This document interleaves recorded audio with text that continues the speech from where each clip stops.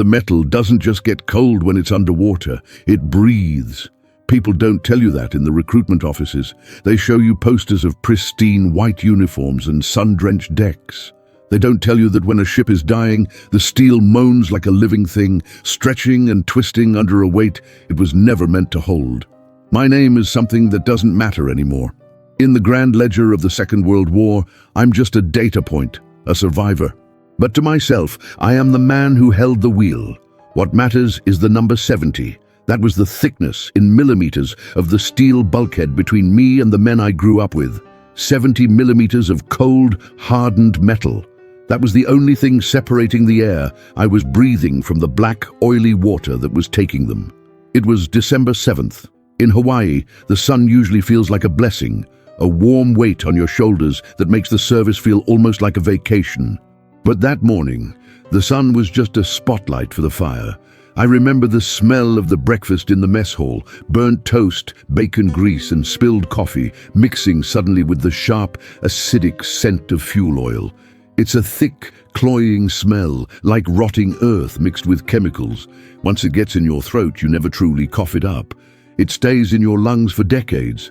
When the first torpedo hit the USS West Virginia, it didn't sound like an explosion. Not from where I was, deep in the guts of the ship. It felt like a giant had taken a sledgehammer to the side of a tin can.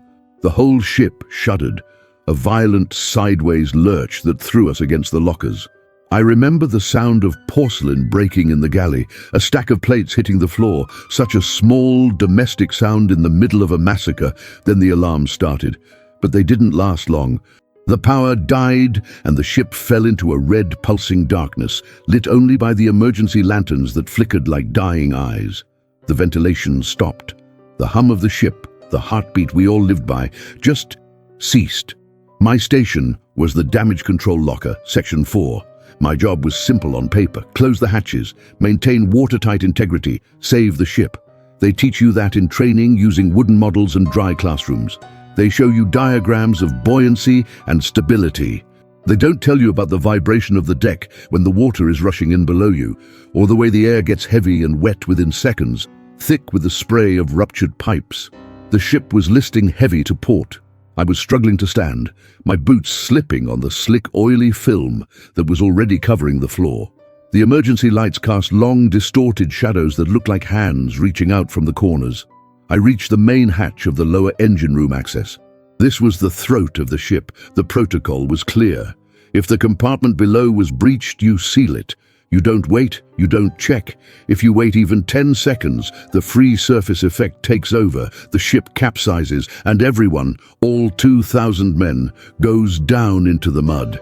You sacrifice the limb to save the body. That's what the manual says. I had my hand on the wheel of the hatch. It was oily, cold. It vibrated with the roar of the water rushing into the compartment below. That's when I heard it. It wasn't the water, it was the boots, clanging on the metal ladder below, fast, desperate, metallic echoes that skipped over the sound of the flooding. "Wait, hold it, for God's sake, don't turn it." I recognized the voice. It was Miller. He was a kid from Ohio, barely 19, with a face full of freckles and a laugh that could make the saltiest chief smile. He had a wife back home, and a baby he'd only seen in grainy black and white photos sent in the mail.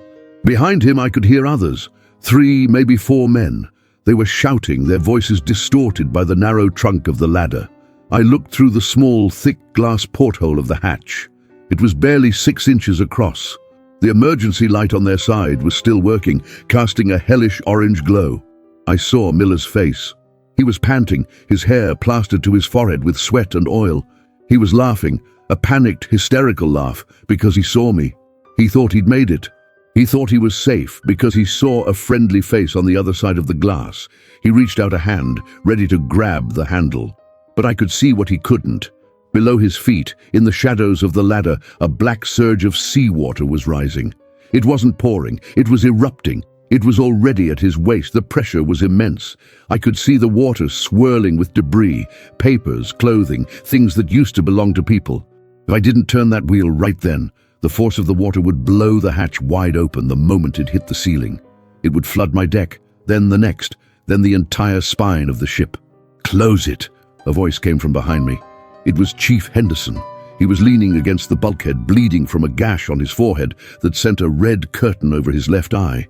His eyes were wide and vacant, the look of a man who had already accepted he was in hell. He wasn't looking through the glass. He was looking at the inclinometer on the wall.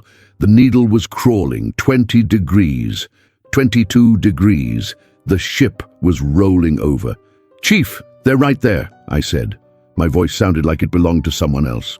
It was small, thin, like a child's voice. "Close it, son, now, or we all die in the dark. That's an order." I looked back at the glass. Miller's hand hit the window. He wasn't laughing anymore. He saw my hand on the wheel. He saw my face, twisted in a mask of agony, and he saw the movement of the brass handle. He realized then that the hatch wasn't an exit. It was a wall.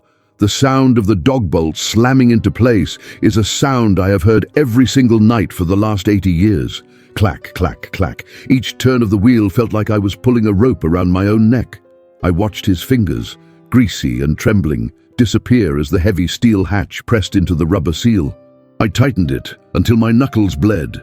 I tightened it until the wheel wouldn't move another fraction of an inch. Then, the world outside the hatch went quiet. For a second. Then, the screaming started. It wasn't just Miller, it was the others. They weren't calling for help anymore. They knew help wasn't coming. They were cursing me. They were screaming names, names of wives, mothers, gods. They were screaming at the steel, as if the sheer volume of their terror could break through 70 millimeters of metal. I stayed there. I don't know why. I should have moved to the next station. I should have been fighting the fires or helping the wounded on the upper decks. But I was anchored to that spot. I put my forehead against the cold steel of the hatch. On the other side, I felt the vibrations. Thump, thump, thump. It's a specific rhythm, not a knock. A heavy, dull thud. A human heart beating against a coffin lid. The ship finally settled.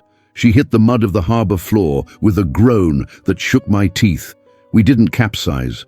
My decision, the chief's order, had worked. The USS West Virginia stayed upright. Her superstructure was a twisted ruin of blackened steel. Her decks were slick with blood and oil, but she was still there. We were alive. But the screaming didn't stop when the Japanese planes left. That's the part the history books don't like to talk about. The documentaries show the explosions, the smoke rising over Diamond Head, the speeches about infamy. They don't mention the silence of the harbor in the days that followed. The attack lasted a few hours. The agony of the West Virginia lasted for weeks. The next morning, December 8th, the harbor was eerily still. The smoke was so thick it blocked out the sun, turning the tropical morning into a grey, ash-covered twilight. We were exhausted, our uniforms stiff with salt and oil. We were ordered to stay on the ship to begin what they called preliminary salvage. And that's when the tapping began. Tap, tap, tap. It was coming from the hull, deep below the waterline, where the ship sat in the silt. At first we tried to ignore it. We told ourselves it was the ship settling. We told ourselves it was air trapped in the pipes or debris shifting in the current. But it was too rhythmic, too deliberate. It was the sound of a wrench hitting a bulkhead. Tap, tap, tap. Every sailor on deck stopped what they were doing. We all looked at the water. We knew exactly where that sound was coming from. It was coming from the pump room, from the dry stores, from the very compartments we had sealed to keep the ship from tipping. We couldn't get to them. The ship was a labyrinth of flooded passages, jagged steel, and unexploded ordnance. To cut into the hull from the outside would have caused the remaining air pockets to vent instantly, drowning whoever was inside in a heartbeat, or the sparks from a torch would ignite the layers of fuel oil floating on the water. We had to just sit there, on the dry part of the deck, in the beautiful, mocking Hawaiian sun, and listen to our friends die. I went back to the hatch. I couldn't help myself. I brought a flashlight and pressed it against the glass. The water on the other side was black as ink now. Silt and oil had coated the inside of the porthole. I couldn't see anything, but I could hear. By the third day, the screaming had stopped. Their throats must have been raw, or they realized that screaming was a waste of oxygen. The sound changed to a low, rhythmic banging. They were saving their strength. They knew we were up there. They knew the salvage crews were walking on the deck just a few feet above their heads. I wondered what they were doing in the dark. Were they sitting together? Were they sharing stories about home to keep the fear away? Or were they sitting in corners, hating us? Hating me? I remember talking to the hatch. I felt like a madman, a ghost haunting a graveyard. I whispered into the rivets, telling Miller I was sorry. I told him about the news from the surface, that the base was being rebuilt, that we were going to win. I told him his family would be taken care of. I said these things as if the steel could carry my voice, as if he could hear me through the water and the silence. By the 6th day, the tapping had slowed. It wasn't a constant rhythm anymore. It was irregular, faint, like a dying pulse. The guards on the pier began to change their patrols. They couldn't stand to hear it. Some of the younger sailors would sit on the edge of the ship and cry, covering their ears with their hands. But you can't block out a sound that's vibrating through the very floor you're sitting on. I remember the 10th day. The harbor was quiet. The fires were mostly out. I was sitting by the hatch again, my back against the metal. And then I felt it. Tap, tap, tap. Only once every hour. A final stubborn refusal to let go. It was Miller. I knew it was him. He was the strongest of them. He was the one who wouldn't give up. I stopped eating. I couldn't stand the smell of food. Every time I took a deep breath of fresh air, it felt like a theft. I was breathing the air they didn't have. I was alive because I had turned a wheel, and they were dying because I had turned a wheel. On the 16th day, I went to the hatch at dawn. I sat there for 6 hours. Nothing. I waited for a scratch, a groan, a single metallic ping from a wrench. But the West Virginia was finally, truly still. The breathing had stopped. The ship was no longer a tomb with living men inside. It was just a tomb. 6 months later, they finally raised the ship. They pumped out the water and cut through the bulkheads. I wasn't there. I had been reassigned to a cruiser, but I read the reports. I talked to the men who went inside. They found them in the dry rooms near the aft peak. They found that they had used emergency flashlights until the batteries died. They had found some rations, but they hadn't eaten much. They had spent their time doing something else. They found a calendar. It was a piece of cardboard from a crate of emergency supplies. They had marked off every day with a pencil, 16 marks, 16 days of sitting in the absolute crushing darkness, in the stench of their own breath and the rising damp, listening to the world go on without them. 16 days of knowing exactly why they were there. They found Miller. He was leaned up against the hatch I had locked. His hands were worn down to the bone from hitting the metal. The Navy told us we did our duty. They gave me a ribbon. They said I saved the ship that the West Virginia lived to fight again because of the fast actions of the damage control teams. She was repaired. She went on to lead the line at the Battle of Surigao Strait. She got her revenge, but I didn't. Every time I walk through a door today, I hesitate. I look at the handle. I feel the weight of it. Every time I hear a pipe knock in my house or a branch tap against a window, my heart stops and I'm back in 1941. I'm back in the red light, smelling the oil, looking at Miller's face through 6 inches of glass. People think the tragedy of war is the fire and the bullets. It isn't. The tragedy is the choices you're forced to make when there are no good choices left. It's the weight of the wheel in your hand and the knowledge that you were the one who had to turn it. I'm an old man now. My skin is like parchment and my memory for yesterday is gone. But I remember that hatch. I remember the temperature of the steel. I know that soon my own time will come.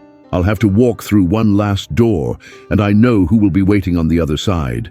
I just hope, when I see Miller again, he doesn't say anything. I hope he just looks at me and understands that while he died in 16 days, a part of me has been trapped in that compartment with him for the rest of my life. The water is still rising, and the screaming never really stops. It just moves inside you where no one else can hear it.